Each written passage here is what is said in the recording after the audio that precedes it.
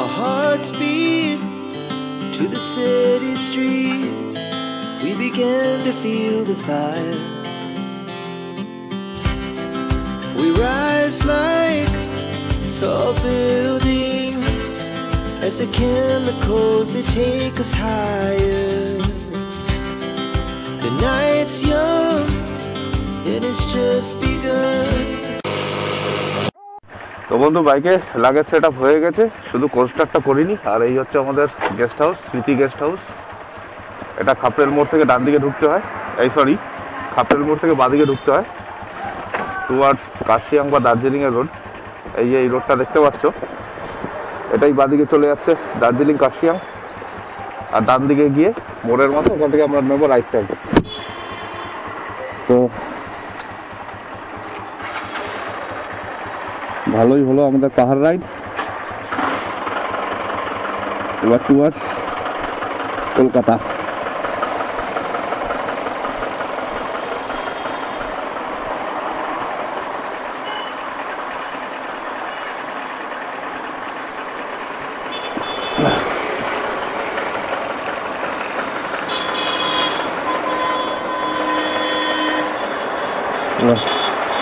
ওম নমঃ শিবায়, জয় মা তারা।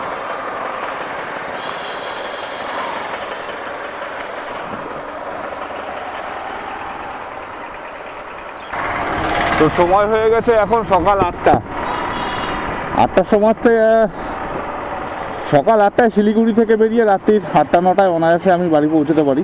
এই জন্য আমি আর কালকে বেশি চাপ নিলাম না, আমি থেকেই যাই, রেস্ট হয়ে যাবে শরীরটা। আর আজকে শরীরটা পুরো ফ্রেশ থাকবে, আজকে আরামসে বাইক চালানো যাবে, যেহেতু আজকে রাইডটা অনেক লম্বা হতে চলেছে। আমার বাদিকে চা বাগানগুলোতে সানলাইট পড়েছে আর ওপরগুলো পুরো চকচক চকচক করছে। এই দৃশ্যগুলো লাগে বাম্পার। তো চা বাগান টাটা, আবার আসবো ফিরে আর কিছুদিনের মধ্যেই। রায়গঞ্জ এখান থেকে দেখাচ্ছে 167 কিলোমিটার, আর সময় হয়ে গেল 8টা 13।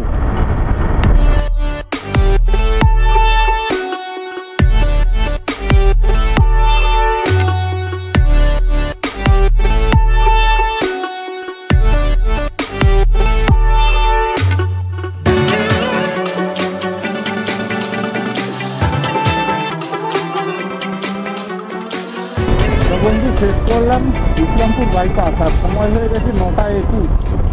দেখাচ্ছে 484। আর কিষানগঞ্জ হচ্ছে 26 কিলোমিটার এখান থেকে। তো কিষানগঞ্জ, তারপর ডালখোলা বাইপাস, তারপর হচ্ছে রায়গঞ্জ।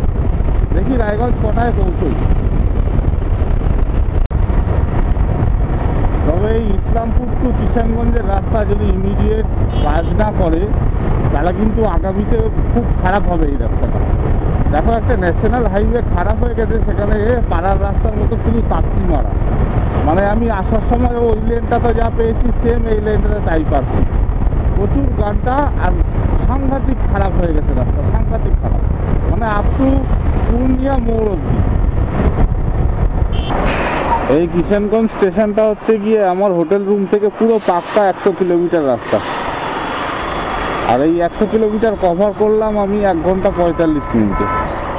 তার মধ্যে 2 জায়গায় দাঁড়িয়েছি, এক জায়গায় হাওয়া দিলাম, আর এক জায়গায় আমার পার্টনারের বাইকের লুকিং গ্লাসটা ঘুরে গেছিলো, সেটাকে আবার ঠিক করলাম। আর ইসলামপুর বাইপাসের পর থেকে কিষানগঞ্জ অবধি রাস্তায় কিন্তু বহুত তাপ্তিমালা আর ছোটো ছোটো গাড্ডা হয়ে গেছে, পিচ উঠে গেছে, খড়খড় করছে গাড়ি চালালে পরে। পুরো ওই পূর্ণিয়া মোড় অবধি সেম কন্ডিশন। আর এই ফ্লাইওভারগুলো টুকটাক ফ্লাইওভারগুলো ন্যাচারালি ভালোই থাকে। পূর্ণিয়া মোড় অবধি আস্তে আস্তে সূর্যি মামা মাথার উপরে চলে যাচ্ছে ধীরে ধীরে, আর গরমের পরিমাণ বাড়ছে। মানে ভাবো, গতকাল সকালবেলা, সকালেও না ঠিক ওই 12টা নাগাদ আমি বরফ হাতে নিয়ে দাঁড়িয়েছিলাম, আর ওই ঠান্ডা মানে যেন ডিপ ফ্রিজে ছিলাম। আর এখন চরম গরম। তো টাইম হয়ে গেছে সকাল 10টা 12। আর এখান থেকে হচ্ছে গিয়ে রায়গঞ্জ 47 কিলোমিটার আর মালদা 123। রায়গঞ্জে তো আর দাঁড়াবো না লাঞ্চের জন্য, একবারে আশা করি মালদাতেই দাঁড়াবো। এই টোলগুলোর সামনে বাম্পারগুলো যে কি করতে করেছে মানে বিরক্তিকর। আরে করেছে তারা একটা রং টং করে দেয় মানুষ, সেটাও না। আর বাইক ফাইক যাওয়ার তো রাস্তা মোটামুটি আস্তে আস্তে বন্ধই করে দিচ্ছে, এবার না বলে বসে বাইকেও টোল দিতে হবে। তো ঢুকতে চলেছি রায়গঞ্জ, আর রায়গঞ্জ সিটির ভেতর থেকে যাব না, আর আমি যাব রায়গঞ্জ বাইপাস ধরে সামনে থেকে একটু গ্রামের ভেতর ঢুকে যাব, দিয়ে রেলগেট পার করে আবার রায়গঞ্জ বাইপাসে এসে উঠবো। তো মেন রোড থেকে নিয়ে নিলাম সার্ভিস রোড, আর সার্ভিস রোড থেকে সোজা গিয়ে বাঁদিকে হচ্ছে রায়গঞ্জ সিটি। কিন্তু আমি বাঁদিকে যাব না, আমি সোজা ঢুকে যাব। তো ঢুকে গেলাম একটা ছোট্ট গ্রামের রাস্তাটা নতুন করেছে, আবার রাস্তাটা ভালো হয়ে গেছে।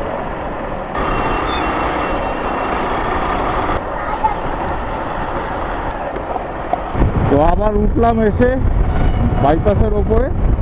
আর যারা কলকাতার দিক থেকে আসছো তারা কিন্তু ওই বাদিকে গ্রামের ভিতর ঢুকতে হবে না, তোমরা কিন্তু অনায়াসে উঠে যেতে পারো বাইপাসের ফ্লাইওভারের ওপরে, কেউ বারণ করবে না, চুপচাপ উঠে যাবে, ওই পাশ দিয়ে নেমে সোজা চলে যাবে।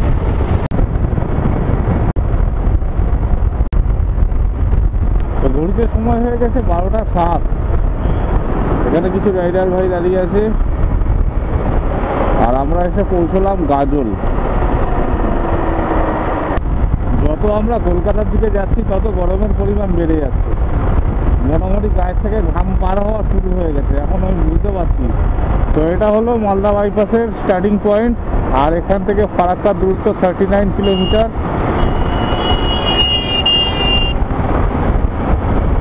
মানুষের অনেক স্বপ্ন থাকে যে পাহাড়ে যাব, এই করব সেই করব, বরফ ঘাটবো। তারপরে আমার একটা স্বপ্ন, সেটা হচ্ছে কি আমি কালিয়াচকটা ফাঁকা পেতে চাই, মানে কোনো যেন গাড়ি ঘোড়া না থাকে, এবং সেটা রাতে নয়, দিনের বেলাতেই। কালিয়াচক পুরো খালি থাকবে। আরে শুয়ারের বাচ্চা, মালদার কালিয়াচক ফাঁকা পাওয়া আর গ্যাংটকে স্নোফল হওয়া দুটোই সমান। ফারাক্কার নতুন ব্রিজটা ঠিক এইখান থেকে উঠবে, আর এখান থেকে ওঠার মেন কারণ হচ্ছে কি ওই সামনেকার জ্যামগুলো সব অ্যাভয়েড করা। এখান থেকে হয়ে গেলে বেঁচে যাই বাবা।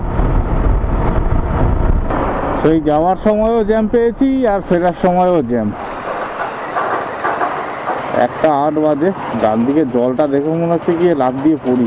আমার লেফট সাইডে যত গাছ দেখতে পাচ্ছ সব কিন্তু আম গাছ, কিন্তু এবছর কিন্তু দেখতে পাচ্ছি আম অনেক কম হয়েছে, সে আগের মারের মতন আম হয়নি। ফারাক্কা পার করে ধুলিয়ান পার করে ফেললাম, আর এই ব্রিজটাতেও চলে এলাম। একটা কোনো ভালো হোটেল পাইনি খাবার মতন। টাইম হয়ে গেল 2টো। একটু দাঁড়িয়ে জল আর বিস্কুট খেলাম, কিন্তু তার তো আর কাজ মিটবে না। এখন দুপুরবেলা একটু ভাত চাই। আমার সামনের এই হোটেলটা একটু খাওয়া দাওয়া করে নিলাম, ভাই ঘোষ হোটেল। এভারেজ, খুব ভালো না, তাও কাজের সময় সাথ দিয়েছে আজকে। হোটেল পাচ্ছিলাম না মোটে।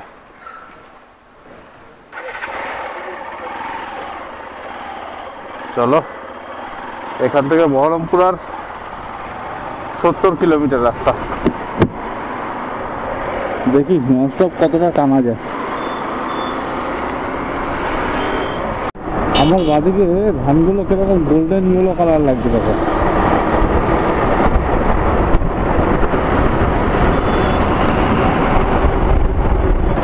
বাদিকে রয়েছে আমার বহরমপুর টাউন, আর ডান দিকটা হচ্ছে বহরমপুর বাইপাস। আর একটা ইনফরমেশন দিয়ে রাখি, যেটা হচ্ছে কি আমি যাওয়ার দিন দেখেছিলাম বহরমপুর থেকে ফারাক্কা ব্রিজের রাস্তা অনেকটাই খারাপ। তো আসার সময় দেখছি এই 4, 5 দিন, 6 দিন, এই 7 দিনের মধ্যে রাস্তা দেখতে পাচ্ছি কাজ করে দিয়েছে। রাস্তা কিন্তু খুব ভালো হয়ে গেছে, বিশেষ করে টুয়ার্ডস কলকাতার লেনটা কিন্তু খুব ভালো করে দিয়েছে। আর এই হচ্ছে নতুন রাস্তা। এই প্রায় 6 মাস হতে চললো রাস্তার, 6 মাস না, রাস্তা তৈরি হয়ে পারলো না, তার মধ্যে রিপেয়ারিং চালু হয়ে গেছে। 5 মাস বয়সের রাস্তা রিপেয়ারিং হচ্ছে। এই বেলডাঙ্গা শুধু এই রাস্তাটা শুধু 4 লেন হয়ে যাক ব্যাস। কিছুটা এক্সটেনশন হয়েছে কিন্তু কাজ করছে না কেন বোঝা যাচ্ছে না। এদিকে বহরমপুর বাইপাস চালু হয়ে গেল, আর বেলডাঙ্গার এইটুকু হবে না।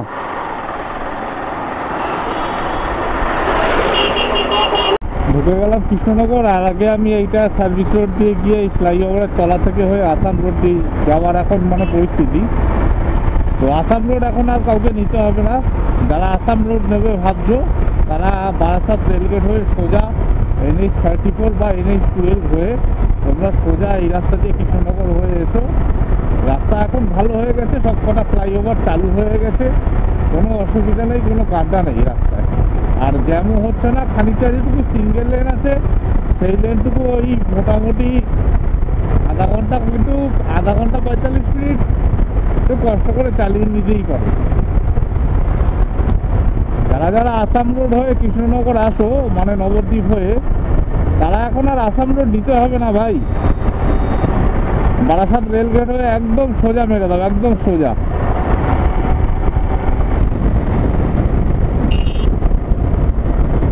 ডান দিকে চলছে একটা সুন্দর সানসেট। আমি একটা জিনিস বুঝি না, ন্যাশনাল হাইওয়েতে স্পিড ক্যাম্প নিয়ে বসে আছে। ন্যাশনাল হাইওয়েতে স্পিড ক্যাম্প, আচ্ছা ন্যাশনাল হাইওয়েতে কি স্পিড লিমিট মানে 80 নিচে 80-র ওপরে কেউ চালাতে পারবে না? ন্যাশনাল হাইওয়েতে তো মোটামুটি মানুষ নিম্ন একটা বাইক তো 80-তে তো যায়। এবার স্পিড ক্যাম্প নিয়ে স্পিড মারছে। বর্তমানে কৃষ্ণনগর থেকে বারাসাত রেলগেট এর রাস্তা নিয়ে কিন্তু কোনো প্রশ্ন হবে না। রাস্তার কন্ডিশন তোমরা দেখতে পাচ্ছ। এখান থেকে রানাঘাট আর বাকি মাত্র 10 কিলোমিটার মতো। তো এই ফ্লাইওভারটা দেখে নাও, এটা হচ্ছে রানাঘাট ফ্লাইওভার, আর বাদিকেই রয়েছে রানাঘাট চার্চ। তো এই ফ্লাইওভারটাও খুলে গেছে, মানে প্রতিটা ফ্লাইওভার খোলা, কোনোটা 2 লেনই খোলা আছে, কোনোটা সিঙ্গেল লেন খোলা আছে। বাইকের জন্য কোনো অসুবিধা নেই, বাইক তো অনায়াসে যেতেই পারে। একের পর এক সবকটা ফ্লাইওভারই খোলা। অ্যাকচুয়ালি আমি মানে ফ্লাইওভারের ওপর দিয়ে যাচ্ছি, আমি জায়গাগুলো বুঝতে পারছি না কখন কোন জায়গা পার করছি, যার ফলে আমি নামটা বলতে পারছি না। যাই হোক, ফ্লাইওভার দিয়ে যাওয়াটাই হচ্ছে সব থেকে বড় প্রশ্ন। জায়গার নাম জেনে অত লাভ নেই, মোটামুটি জ্যামে না পড়লেই হলো। এখানেই শেষ হলো 4 লেন হাইওয়ে। এটা আর ভবিষ্যতে হবে কিনা কোনো গ্যারেন্টি নেই, না হওয়ার চান্সটাই বেশি। এইটুকুই বড়জাগুলি করিডোরের সঙ্গে কল্যাণী এক্সপ্রেসওয়ে পেছন থেকে মিলিয়ে দেবে, মানে আমার পেছন থেকে। এখান থেকে প্রায় সন্তোষপুর মোড় পুরোটাই সিঙ্গেল লেন, কিন্তু ভালো, গাড্ডা নেই।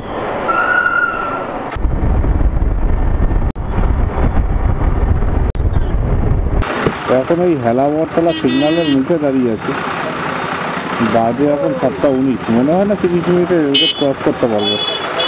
তার কারণ হচ্ছে কি, যে পরিমাণে জ্যাম হয়েছে, সিগন্যাল খোলা তাও এগোচ্ছে না, তাহলে বুঝতে হবে। অবশেষে বারাসাত রেলগেট। আগামীকাল যেহেতু 1 বৈশাখ, এই জন্য বারাসাত চত্বর খুব ভিড়, সবাই হয়তো কিছু না কিছু মার্কেটিং করতে বেরিয়েছে। সময় এখন 8:15। ক্লক টাওয়ারের ঘড়ি করেছে ভালো। আর কলকাতায় ঢোকার পর আবার সেই জ্যাম, গরম।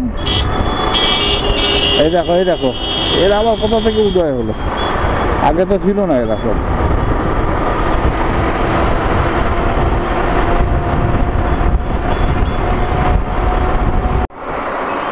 তো বন্ধু, শেষমেশ ঢুকে গেলাম পিয়ারলেস হসপিটাল।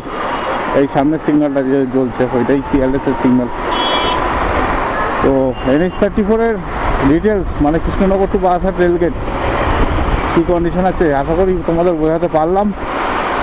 ভালো লাগলে ভাই একটা লাইক করে দিও। আর ফিরে আসছি নতুন সিরিজ নিয়ে, নতুন ভিডিও নিয়ে খুব শিগগিরই। তো সাথে থেকো, পাশে থেকো, দেখা হবে পরের কোনো ভিডিওতে। Till then, ride safe and জয় হিন্দ।